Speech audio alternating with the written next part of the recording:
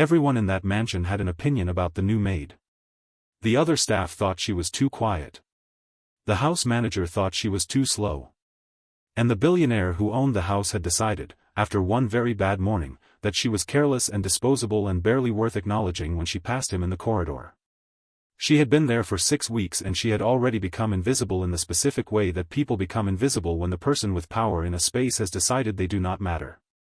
Nobody suspected that this quiet young woman, the one everyone overlooked, was going to be the only person standing between that billionaire and the trap his most trusted allies had built for him. Nobody suspected that on the night they planned to end his life, it would be her voice on the phone at midnight that stopped him from walking into it. And nobody could have predicted what he would discover when he started investigating, because what those men had been hiding was something no one in that house was ever supposed to know. Stay with me. Because this story is about loyalty from the most unexpected place, and betrayal from the most trusted one, and the moment one phone call changes everything. Welcome to Bishop Tales, where every week we bring you powerful, emotional, and unforgettable stories that stay with you long after the video ends. If you are new here, please subscribe right now and turn on your notifications so you never miss a story like this one. Drop a comment and tell us where you are watching from tonight. Are you in Nigeria, Ghana, the United Kingdom, the United States, Canada, South Africa, Jamaica, or somewhere else in this world? We love knowing where our family is. Now let us begin. In the city of Meridian Bay, where tall buildings caught the light at angles that made the skyline look like it was always celebrating something, one name carried more weight than most. Solomon Adeyemi. He had built his company from the ground up over 20 years, starting with a single logistics contract and expanding through telecommunications, real estate, and technology infrastructure until his name appeared in the kinds of publications that tracked the movements of serious capital. He was 51 years old, sharp-featured, economical with his words and his expressions, and known in his industry for the particular quality of precision that made him excellent at business and somewhat difficult to know personally. He trusted facts. He trusted process. He trusted very few people, and the people he did trust he trusted completely, which had always been both his greatest professional asset and, as it would turn out, his most dangerous vulnerability. His mansion sat on a private road in the most expensive part of the city, set back from the street behind mature trees and a wall that conveyed the kind of quiet authority that does not need to announce itself. 42 rooms. Staff quarters. A private study filled with the specific accumulated evidence of a life spent working. And in the main sitting room, on the wall that faced the entrance so that it was the first thing you saw when you walked in, a large framed photograph. It was a photograph of an old woman with a face full of warmth and the particular dignity of someone who has lived through difficulty without letting the difficulty define the expression. Solomon's mother. She had died when he was 34, before the company became what it eventually became, before the mansion and the reputation and the name in the publications. She had seen enough to know he would make it. She had told him so. She had raised him in a 2-room apartment in a neighborhood that the city had long since forgotten, worked as a seamstress and a market trader and whatever else was required to keep him in school, and she had done all of it with the specific quiet ferocity of a woman who has decided what her child's future will look like and has not been willing to negotiate on the decision. The photograph was the center of the sitting room in the way that the most important things are the center of a space, not because of size but because of weight. Solomon stood in front of it every morning before leaving the house. Not for long. 30 seconds, sometimes a minute. But consistently, every morning, as though starting the day by being reminded of where he had come from was a practice he had decided was necessary and had maintained. The new maid's name was Chiamaka. She had arrived 6 weeks ago through a domestic placement service that the house manager used for household hires. She was 26 years old, small and unhurried in her movements, with the particular quality of someone who has learned to take up the minimum space available as a survival strategy. She did not gossip. She did not involve herself in the conversations the other staff had during breaks about the management of the house and the preferences of the man who ran it. She arrived early, she did her work with the full attention of someone who understood that work done properly was its own form of dignity, and she went to her room in the staff quarters at the end of the day without requiring anything from the evening except rest. She had needed the job badly. Her mother was unwell and the treatment was expensive and the money that treatment required was not coming from anywhere except Chiamaka's salary and the small amounts she could save from it.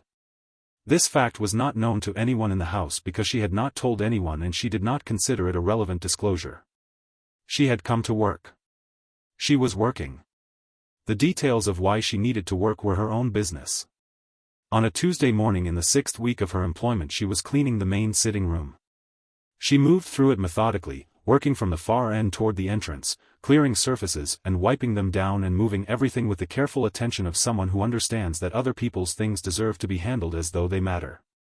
She reached the photograph. She looked at it the way she had looked at it before on previous cleaning visits, with the simple recognition that something kept with this much care and placed with this much intention was significant to the person it belonged to. The frame had a thin film of dust along its upper edge, the kind that accumulates on surfaces that are high enough to be above the natural sight line and therefore missed in the ordinary run of cleaning. She picked up a clean cloth and stepped closer. She was careful. She positioned herself to reach the upper edge without disturbing the frame. She stretched slightly and her arm made contact with the frame at a moment when her balance shifted and the contact became a nudge and the nudge became a tilt and she reached for it and caught the air beside it and the frame fell. The sound was enormous in the quiet house. She was on the floor before the echo had finished, her hands moving carefully through the broken glass, her voice saying no no no in a whisper that was not intended for any audience. She gathered pieces. She was crying before she understood she was crying, not from the shock of the sound but from the recognition of what she had damaged and how much it appeared to matter. The front door opened. Solomon's footsteps were distinctive, a particular measured pace that the staff had all learned to identify. He came into the sitting room and stopped. She turned around. They looked at each other across the broken glass and the fallen photograph. His face went through something quickly and what settled on it was not the explosion of anger she braced for but something quieter and therefore harder to manage.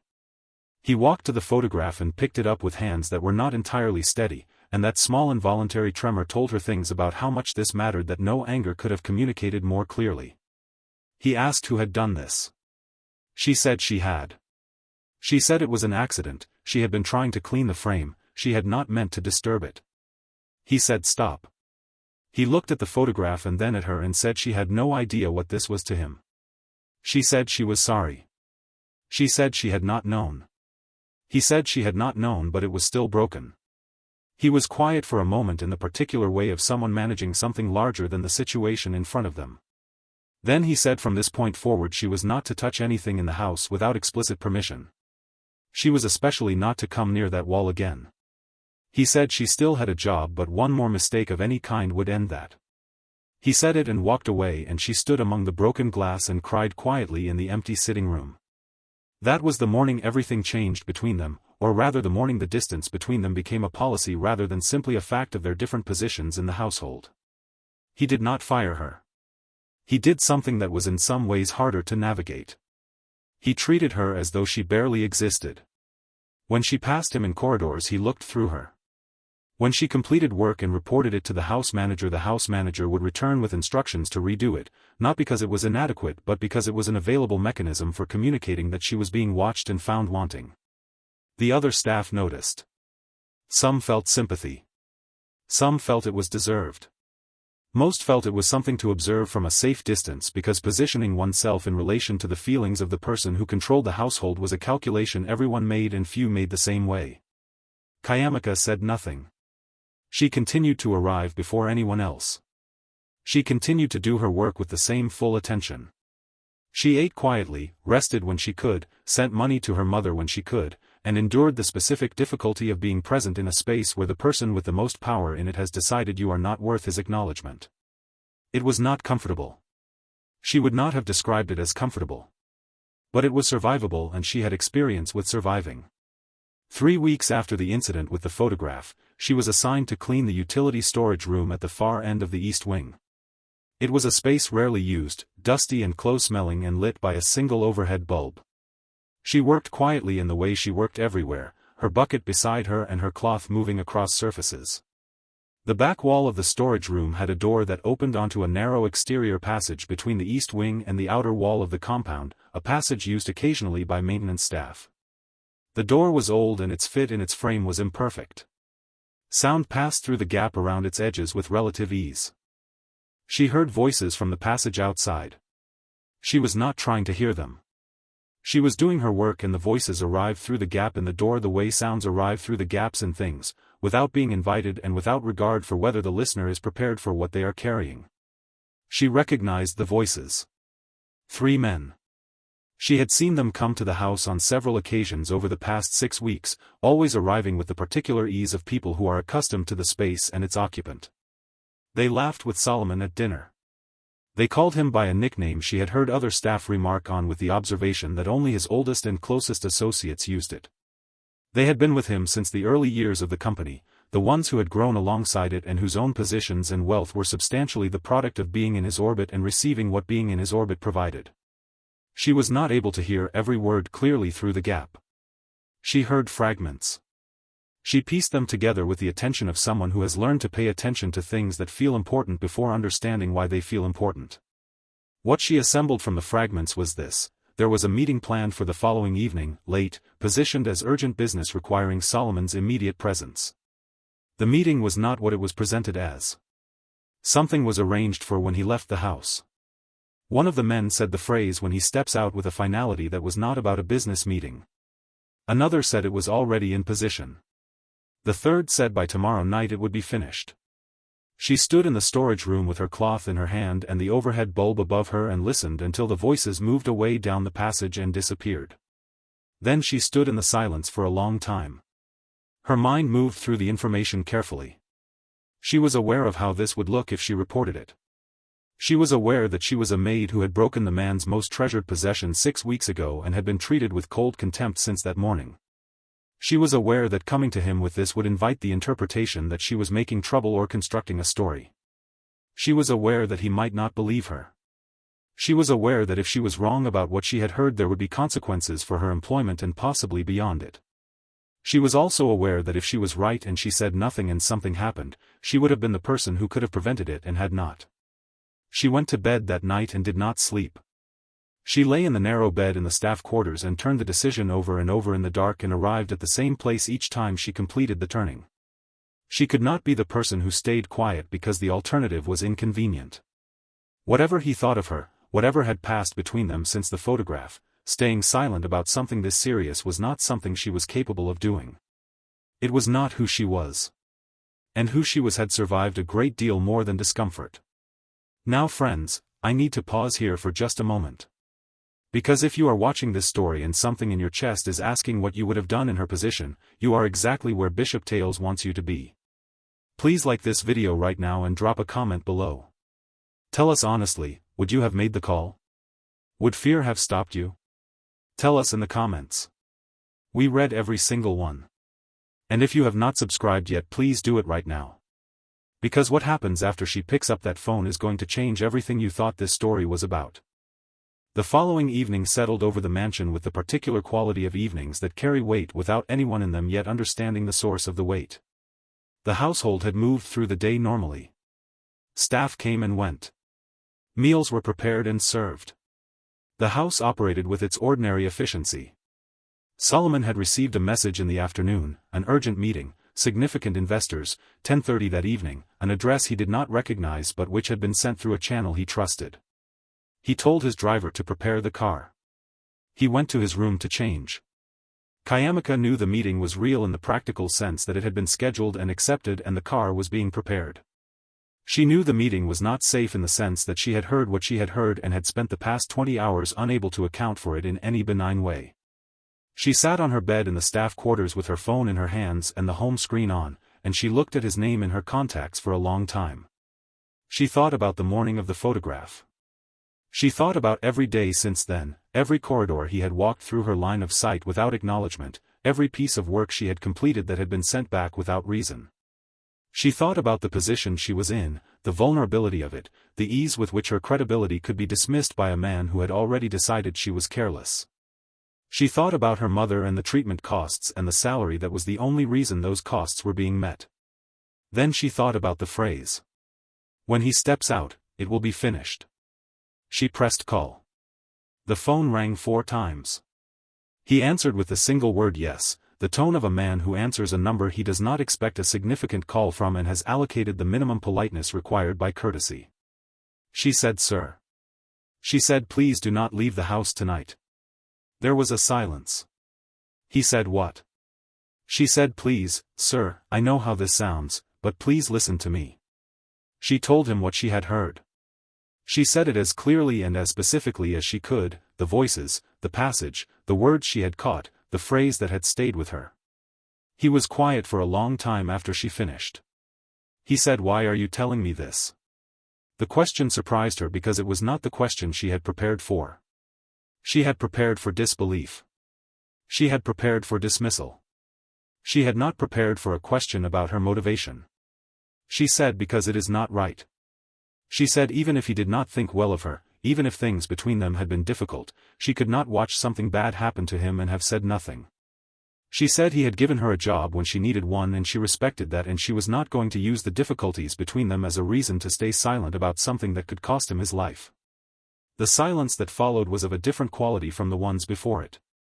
It was the silence of someone actually listening. He said he would handle it. He said she should lock her door and stay in her room and not come out until he told her it was safe. The call ended. She sat with the phone in both hands and felt her whole body trembling in the way that bodies tremble when a significant action has been completed and the adrenaline that sustained it has nowhere left to go. In the corridor outside his bedroom, Solomon stood with his phone at his side and his eyes on the far wall and his mind running through everything with the systematic attention he brought to threats in business, assessing the information, testing it against other available information, looking for the patterns that confirmed or contradicted it. He thought about the meeting. He thought about the source of the message and the channel it had arrived through and the way that channel had been established and who had been responsible for establishing it. He thought about the behavior of those three men over the past several weeks, small things he had noticed and filed without waiting, things that now, in the context of what the maid had told him, assembled into a different picture than the one he had been looking at. He thought about the phrase "through the door," assembled from fragments by a woman with no reason to fabricate it and significant reason to have stayed silent. He made 2 calls. Neither was to his driver. The first was to a person he trusted in a different category entirely, a former military security specialist he had known for 12 years who now ran a private security consultancy and whose understanding of threat assessment was professional and comprehensive. The second call was to a contact in the police, a senior officer who had worked with Solomon on security consultation for his corporate properties over the years. Both calls were brief. Both produced immediate responses. Within 40 minutes, 4 plane vehicles had arrived at the mansion and parked away from the main gate. The people who emerged from them were not conspicuous. They moved with the practiced quiet of people who do what they do without advertising it. Solomon met with the security specialist in his study and laid out what he knew and what he suspected and what he needed. A plan was assembled over 20 minutes. The plan was precise. It would require Solomon not to attend the meeting while creating the convincing appearance that he was attending it. One of the security team's vehicles would follow the route to the meeting location at the scheduled time. The men waiting there would receive what they believed to be the signal they were expecting. The police and the security team would be in position. In the staff quarters, Chiamaka sat on the floor of her room with her back against the bed and her eyes on the door and listened to the faint sounds of movement in the house that were different from the ordinary sounds of the household settling for the evening. She could not determine from the sounds what was happening. She could only wait and pray in the quiet way she prayed for things that were beyond her control, without ceremony, without volume, with the specific intensity of someone who means it completely. Across the city at the meeting location, a commercial building in a part of town that was deliberately unremarkable, 3 men waited with the particular tension of people who have set something in motion and are waiting for the mechanism to complete its action. They were composed on the surface. They had done this kind of planning before in smaller forms and they believed they understood how it went. They did not understand how it was going tonight. What they did not know was that every approach to the building had been quietly occupied for the past 30 minutes by people who were very good at occupying spaces without being detectable. A vehicle arrived and its lights swept the entrance of the building. One of the 3 men exhaled. He said that was him. The vehicle stopped. The engine went off. The door did not open. For a moment the 3 men looked at each other. One of them moved closer to the vehicle to see through the window. That movement was the signal. Every light in the immediate area came on simultaneously. Voices from multiple positions shouted identification and instructions. The 3 men froze with the specific paralysis of people whose plan has been reversed on them faster than they can process the reversal. It was over in 45 seconds. All 3 were on the ground with restraints on their wrists before any of them had fully understood what was happening. Solomon's phone rang as he stood at the window of his sitting room looking out at the compound in the dark. The security specialist told him they were in custody. He said the police had found exactly what they expected to find, weapons and documentation and phones full of messages that would make the case straightforward. He said Solomon had been right and he should get some rest. Solomon said thank you and ended the call and stood at the window for a long time without moving. He was looking at something but he was not seeing what was in front of him. He was seeing the sequence of events as it had actually unfolded, assembling it honestly in the way he assembled business problems, without sentimentality and without the comfortable version that self-interest prefers. He had built those men. He had given them the platform they had used to orchestrate what they had tried tonight. He had believed in their loyalty with the absolute confidence of someone whose trust, when he gave it, was comprehensive. And they had spent that trust on this. On a plan to end his life when the plan was complete and their ambition had outgrown the arrangement. He looked toward the hallway. He looked at the passage that led to the staff quarters. He thought about a young woman sitting in a room at the end of that passage who had been treated with indifference and contempt for 6 weeks and had picked up her phone at midnight and warned him anyway. Not because she expected gratitude. Not because she had calculated an advantage. Because she had said something was not right and she could not stay silent about something that was not right regardless of what it cost her. He sent her a message. It said, "It is handled. You were right." Then he put the phone down and sat in the quiet sitting room for a long time looking at his mother's photograph. In the staff quarters Chiamaka's phone vibrated and she picked it up and read the message and the relief arrived in her like something that had been holding enormous tension releasing all at once. She leaned back against the wall and closed her eyes and said thank God softly into the quiet room, and the quiet room absorbed it without comment. Morning came into the mansion through its large windows with the particular unhurried quality of light after a difficult night. Chiamaka rose at her usual time and began her usual routine, moving through the kitchen and the common areas with the same methodical attention as every other morning. She was not sure what morning meant now. She was not sure whether last night changed anything about her position in the house or whether she would be asked to explain herself or whether the information she had provided and the way she had provided it would be received in the daylight differently from the way it had been received in the dark. She was wiping the dining table when she heard her name. She turned. Solomon was standing in the doorway of the dining room in his ordinary clothes, not his business suit, standing with a quietness that was different from his usual composed distance. He told her to come with him. She followed him to the sitting room and stood in it with the wariness of someone who has been summoned to spaces where things have gone wrong before. He stood in front of his mother's photograph. He looked at it for a moment. Then he turned to her and said he had not slept well. She said nothing. He said he had been thinking through the night about everything that had happened, not just the threat and the arrest but the fuller accounting of it, how it had been possible, who had made it possible, and who had prevented it. He said the men who had done this were people he had trusted completely for over a decade. He said he had given them everything they needed to build their own lives and they had used what he gave them to plan his removal. He said this was not something he had had the language for before last night because he had never needed the language. He said he was finding it now. He said he had treated her badly. He said it directly and without the qualification that people add to difficult admissions when they want the admitting to be easier on themselves. He said after the photograph she had become someone he punished with his indifference and it had not been fair and he had known it was not fair at the time and had continued doing it anyway. He said she had every reason in the world to say nothing last night. She had a long list of personal reasons and a very clear practical reason and every calculation available to her pointed toward silence. And she had called him. He reached into his jacket and produced a document. He held it out to her. She took it with hands that were not entirely steady and read it. Her eyes moved slowly down the page and then stopped. Then moved back to the beginning. She said, "Sir," quietly, in the voice of someone whose comprehension has arrived faster than their ability to respond to it. She looked up at him. He said it was real. He said she was not going to continue as a maid in this house. He said the document she was holding was a full sponsorship for her to return to school and complete the studies she had not been able to finish when her mother's illness had required her to leave them and take the position at the placement service. He said when she had completed those studies there would be a position available for her in his company, a real position with a real future and a salary appropriate to the work. He said this was not charity. He said it was an accurate response to what she had demonstrated she was worth. She said she did not deserve this. He said yes she did, with the specific firmness of someone who has thought about it and arrived at a conclusion and is not interested in debating it. She said she was just a maid. He said she was someone whose character had just saved his life and he would have to be a particular kind of person to receive that and respond to it with nothing, and he was not that person, or he was not going to be that person anymore. Tears arrived on her face in the way that tears arrive when they are the only language available, and she was not ashamed of them.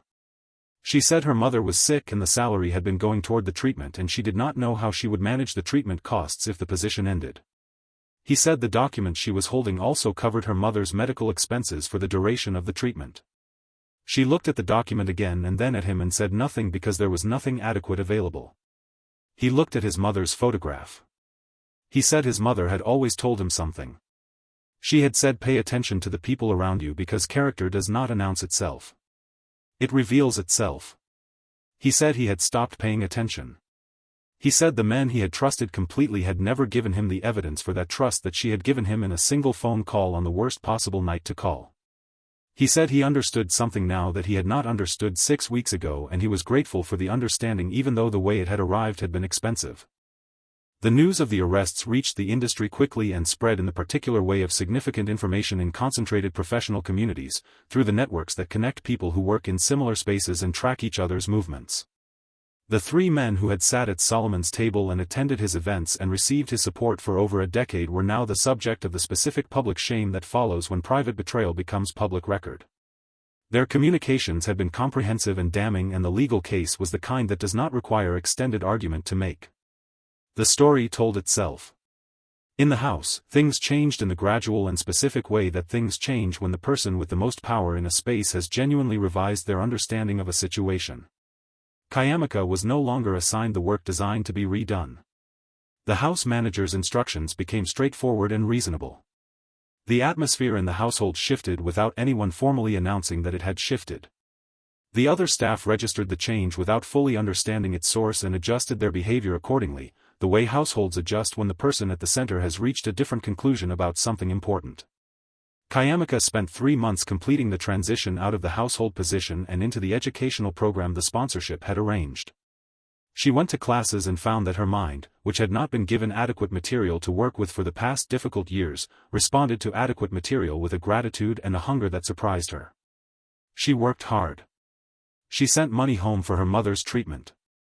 She talked to Solomon once a week, not socially at first, but in the practical way of someone whose education is being funded by a person who is taking an active interest in its progress. The conversations became gradually less practical and more genuine in the way that conversations between people who have seen each other clearly in a difficult moment sometimes do. Her mother's health improved over the following year as the treatment course completed itself and the medication took hold.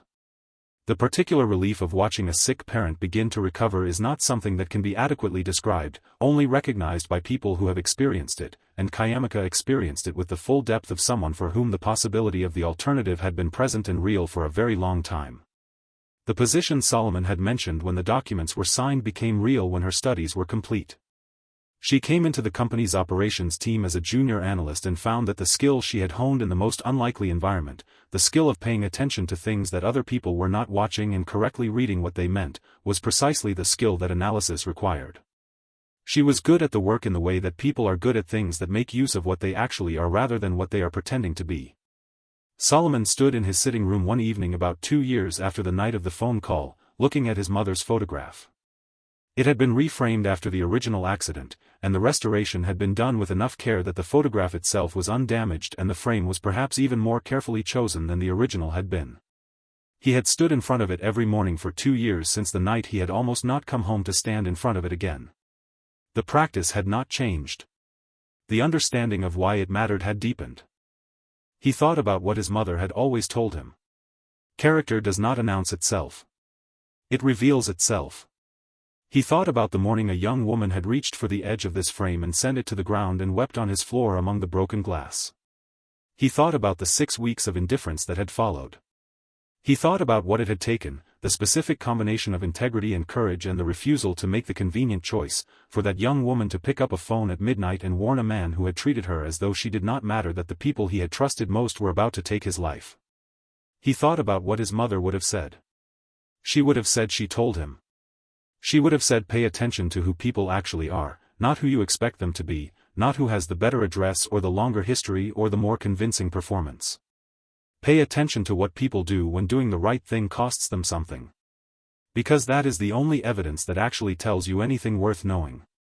He looked at the photograph for another moment. Then he turned off the sitting room light and went upstairs to sleep, which was something he was now able to do without the weight that had accumulated in the years before a maid nobody noticed had made a phone call that changed everything. Some things in that house were exactly as they had always been. The photograph on the wall. The morning practice of standing before it. The particular quality of morning light in the sitting room when the city outside was still finding its rhythm. But other things were different in ways that were permanent. The billionaire who had looked through a young woman in his corridors for 6 weeks now understood something about where loyalty lives that he had not understood before. And the young woman who had been invisible for 6 weeks now had a life that was fully and specifically her own, built not on the circumstances that had tried to limit her but on the character she had demonstrated on the night when demonstrating it had cost her the most. Neither of them had planned for that night. But both of them had been shaped by it into something truer and more complete than they had been before it. That is what happens when the people we overlook turn out to be the ones who see us most clearly. If this story reached you tonight, please share it with someone who needs to hear it right now. Like this video and subscribe to Bishop Tales for powerful emotional stories every single week. Drop a comment and tell us where you are watching from, and tell us this. Has someone you overlooked ever proven themselves to be exactly who you needed? Tell us in the comments. We want to hear from you. There are many more stories coming and they go deeper than this one every time. Thank you for watching Bishop Tales. We will see you in the next story.